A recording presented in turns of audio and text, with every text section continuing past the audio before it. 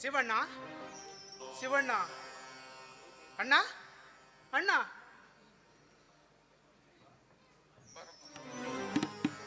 ಸೂರ್ಯ ಅಣ್ಣ ನಿನ್ನ ಹತ್ರ ಒಂದು ಮುಖ್ಯವಾದ ವಿಷಯ ಮಾತಾಡಲಿಕ್ಕಿತ್ತು. ಅದೇನಂತ ಹೇಳಪ್ಪ. ಅಣ್ಣ ಅಣ್ಣ ನನಗೆ ಆಸ್ತಿಯಲ್ಲಿ ಪಾಲು ಬೇಕು. ಬೇಡ ಸೂರ್ಯ, 10 ತಲೆ ಕಂಡರು ಕೂಡಿ ಬಾಳಿದ ಕುಟುಂಬ ಇದು. ಆಸ್ತಿ ಪಾಲಾಗೋದು ಬೇಡಪ್ಪ, ಆಸ್ತಿ ಪಾಲಾಗೋದು ಬೇಡ. ಅದೆಲ್ಲ ನನಗೆ ಗೊತ್ತಿಲ್ಲ. ನನಗೆ ಪಾಲು ಬೇಕು ಅಂದ್ರೆ ಪಾಲು ಬೇಕು ಅಷ್ಟೇ. ಬೇಡ ಸೂರ್ಯ, ಹಠ ಮಾಡಬೇಡ. 10 ತಲೆ ಕಂಡರು ಕೂಡಿ ಬಾಳಿದ ಕುಟುಂಬ ಒಡೆದು ಚೂರಾದರೆ ಜನರು ಬಾಯಿತ್ವ ಮಾತಾಡಿ ಈ ಅಣ್ಣನ ಅರಮನೆಯ ಮಾನ 3 ಕಾಸಿಗೆ ಹರಾಜಾಗುತ್ತದೆ. ಬೇಡ ಸೂರ್ಯ, ಬೇಡ. ಅದೆಲ್ಲ ನನಗೆ ಗೊತ್ತಿಲ್ಲ. ಪಾಲು ಬೇಕು ಅಂದ್ರೆ ಪಾಲು ಬೇಕು ಅಷ್ಟೇ. ಅಯ್ಯೋ ದೇವರೇ, ನನ್ನ ತಮ್ಮನ ತಲೆಯಲ್ಲಿ ಇದೆಂತ ಆಸ್ತಿಯ ಹುಚ್ಚು ಹಿಡಿಸಿದೆಪ್ಪ. ಅಣ್ಣ ತಮ್ಮಂದಿರನ್ನು ಬೇರೆ ಮಾಡಿ ನೀನು ಸಂತೋಷ ಪಡಬೇಕೆಂದಿರುವೆಯಾ? ಇಲ್ಲ ದೇವಾ, ಇಲ್ಲ. ಈ ಅಣ್ಣನ ಅರಮನೆ ಒಡೆದು ಚೂರಾದರೆ ಈ ಶಿವಣ್ಣ ಇದ್ದು ಸತ್ತಂತೆ ದೇವಾ, ಇದ್ದು ಸತ್ತಂತೆ. ಬೇಡಪ್ಪ, ಬೇಡ. ಸೂರ್ಯ, ಸಮಾಧಾನ ಮಾಡಿಕೊ. ಅಣ್ಣನ ಮಾತಿಗೆ ಬೆಲೆ ಕೊಟ್ಟು ಒಂದಾಗಿ ಬಾಳುವ ಕಡೆಗೆ ಗಮನ ಕೊಡು. ಅದು ಆಗದ ಮಾತು. ಈಗೇನಿದ್ರು ಶಿವಣ್ಣನ ಮನೆಗೆ ಅಡ್ಡಗೋಡೆ ಕಟ್ಟಿ ಶಿವಣ್ಣನ ಶಾಂತಿಗೆ ಭಂಗ ತರುವುದೇ ನನ್ನ ಗುರಿ. ಏನೆಂದಲೇ ಒಡ ಹುಟ್ಟಿದ ದ್ರೋಹಿ. ಅಣ್ಣನ ಮಾತನ್ನು ಕಡೆಗಣಿಸಿದ್ದು ಅಲ್ಲದೆ ಶಿವಣ್ಣನ ಮನಸ್ಸಿಗೆ ನೋವಾಗುವಂತೆ ಮಾತನಾಡುವೆಯಾ? ಅಣ್ಣ ತಮ್ಮಂದಿರಿಗೆಂದೇ ತನ್ನ ಪ್ರೀತಿಯನ್ನೇ ಧಾರೆ ಎರೆದ ಈ ನನ್ನ ಅಣ್ಣನಿಗೆ ಹಿಂದೇಟು ಹಾಕುವಂತೆ ಮಾತನಾಡುವೆ. ಈ ನನ್ನ ಅಣ್ಣನಿಗೆ ನೀನು ಹೀಗೆ ಮಾತನಾಡಿದ ನಿನ್ನ ರುಂಡ ಕಡಿದು ನಿನ್ನ ಶಿರ ಕಡಿದು ರಕ್ತವನ್ನು ಚೆಲ್ಲದಿದ್ದರೆ ನಾನು ಅರ್ಜುನನೇ ಅಲ್ಲ. ಅವರ ಮೇಲೆ ಕೈ ಮಾಡಿದರೆ ನನ್ನ ಆಣೆ ಆಗಿದೆ. ಅಣ್ಣ, ಆಣೆ ಇಟ್ಟು ಈ ದ್ರೋಹಿಯನ್ನು ಒದಗಿಸಿ ಬಿಟ್ಟೆ. ಅರ್ಜುನ, ನಾನು ನನ್ನಣ್ಣ ಏನು ಬೇಕಾದ್ರೂ ಮಾಡ್ಕೊಳ್ತೇವೆ. ನಾವಿಬ್ಬರು ಒಡ ಹುಟ್ಟಿದವರು. ಅದನ್ನ ಕೇಳೋಕೆ ನಿನಗೆ ಯಾವುದೇ ಹಕ್ಕಿಲ್ಲ. ನೀನೊಬ್ಬ ದಿಕ್ಕಿಲ್ಲದ ಅನಾಥ.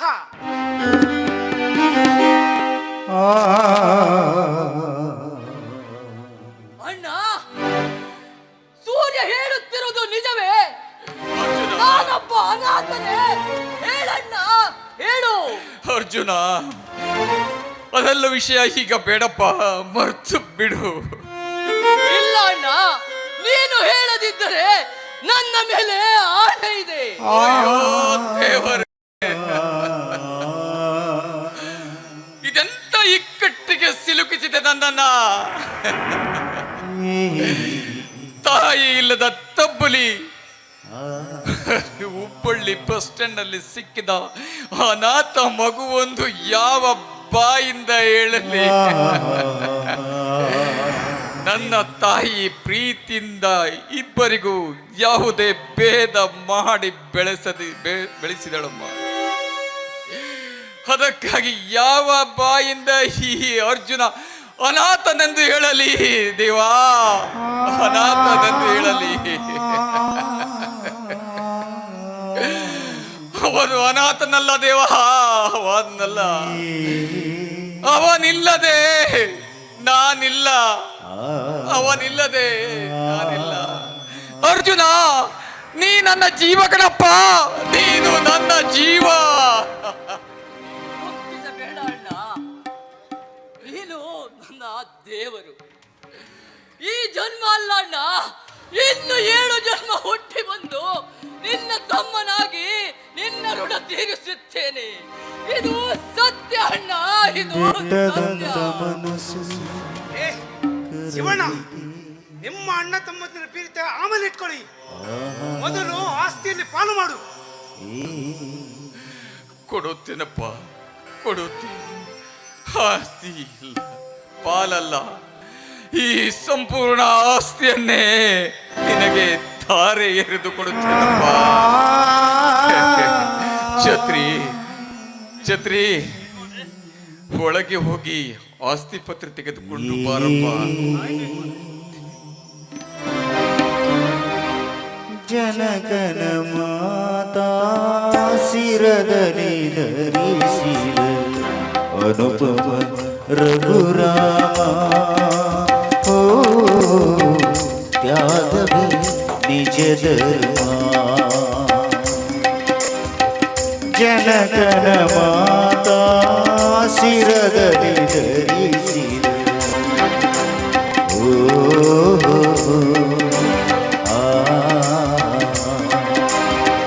ಸಿರಿ ಸುಖ ಎಲ್ಲ ತ್ಯಜಿಸಿ ದೊರೆತನ ಎಲ್ಲ ಅಳಿಸಿ.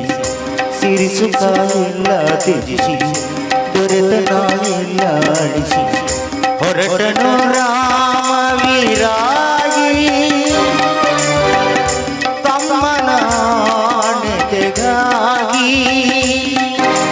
ರಾಮನ ಸ್ಫೂರ್ತಿ ರಘುರಾಮನ ಕೀರ್ತಿ ಬದುಕೆ ವಿಧಿ ಸೂತ್ರವು.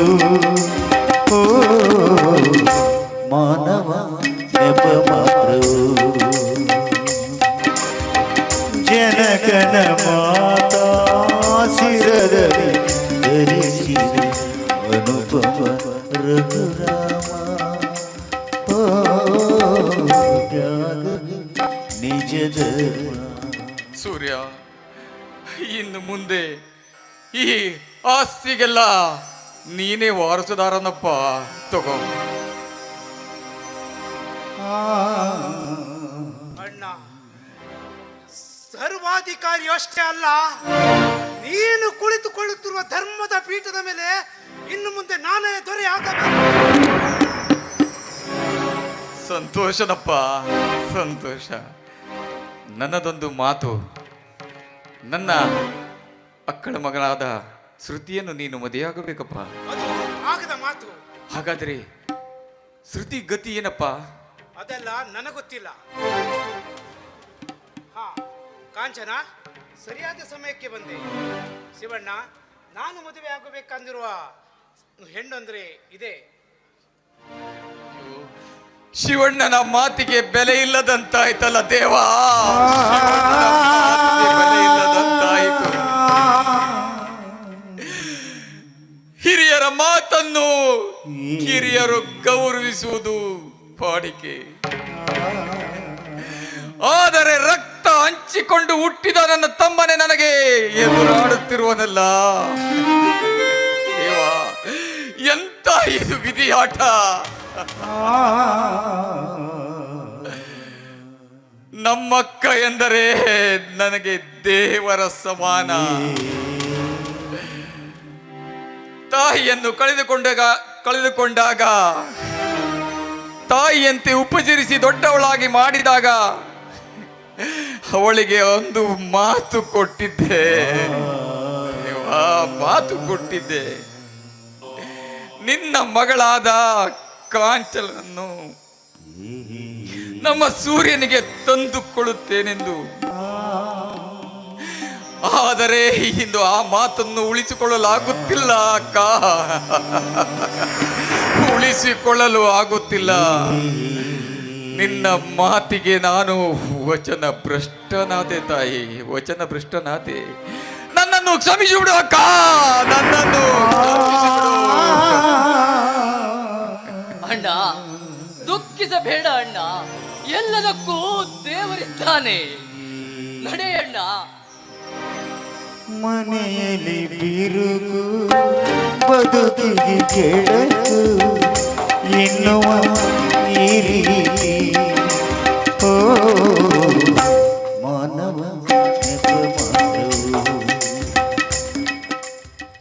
ಸೂರ್ಯ, ನಿಜಕ್ಕೂ ಈ ನಿಮ್ಮ ಧೈರ್ಯವನ್ನು ಕಂಡು ನಾನು ಬೆರಗಾಗ್ಬಿಟ್ಟೆ. ನನ್ನ ಧೈರ್ಯಕ್ಕೆ ನೀನೇ ತಾನೇ ಸ್ಫೂರ್ತಿ. ಇರಬಹುದು, ಆದ್ರೆ ಆಸ್ತಿಯಲ್ಲಿ ಅರ್ಧ ಭಾಗ ಕೇಳಲು ಹೇಳಿದ್ರೆ ಇಡೀ ಆಸ್ತಿಯನ್ನೇ ಲಪ್ಟಾಯಿಸ್ಬಿಟ್ಟಿಯಲ್ಲ. ನಿಜಕ್ಕೂ ನೀನೇ ನನ್ನ ಹೃದಯ ಗೆದ್ದ ರಾಜ. ಈ ನಿನ್ನ ಹೃದಯ ಗೆದ್ದ ರಾಜನಿಗೆ ನಿನ್ ಕೆಂತುಟಿಯಿಂದ ಒಂದು ಸಿಹಿಯಾದ ಮುತ್ತು ಕೊಡಬಾರದೆ? ಒಂದೇಕೆ 1000 ಮುತ್ತನೇ ಕೊಡ್ತೀನಿ.